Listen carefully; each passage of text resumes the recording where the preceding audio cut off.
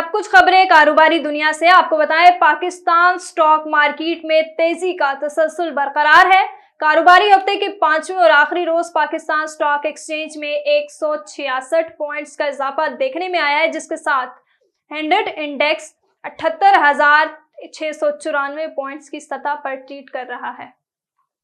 नादरा और के इलेक्ट्रिक के दरमियान शनाख्ती तस्दीकी खदमात की फराहमी का मुआहिदा हो गया। नादरा के इलेक्ट्रिक को सार्फिन के क्वाइफ की तस्दीक के लिए खदमात फराहम करेगा।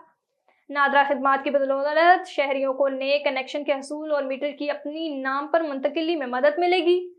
रजिस्टर्ड फाइलर्स अपना शनाख्ती कार्ड नंबर मुतलका के इलेक्ट्रिक अकाउंट के साथ लिंक भी कर सकेंगे। और आपको बताएं, मुल्क भर में ताजिर दो स्कीम के तहत ताजरों की रजिस्ट्रेशन जारी है। ज़राए एफपीआर के मुताबिक अब तक 39,134 ताजरों की रजिस्ट्रेशन की गई।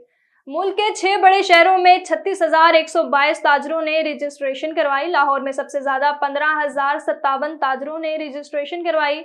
कराची में अब तक 6,562 ताजरों ने रजिस्ट्रेशन की गई। रावलपिंडी में 5,479, पेशावर में 3,452 ताजिर रजिस्टर किए गए।